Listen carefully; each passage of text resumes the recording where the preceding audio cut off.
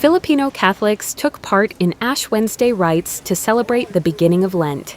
Ash Wednesday marks the beginning of the 40-day Lent season that Catholics observe in commemoration of the death and resurrection of Jesus Christ, when they are called upon to fast, pray, and reflect.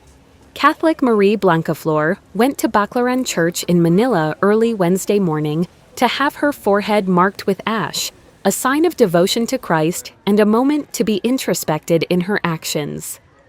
Ito po yung pagpapakilala natin sa Panginoon bilang sakripisyo po niya para sa atin.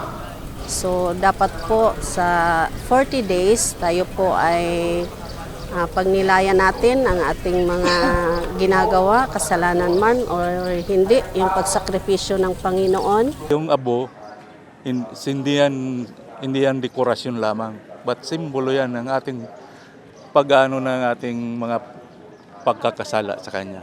Dapat iyan ang ating i-focus ngayon, ang pagbabago para kung paano natin mabago ang sarili natin. Roman Catholics comprise up to 85% of the Philippine population of over 114 million, making it the religion's stronghold in Asia.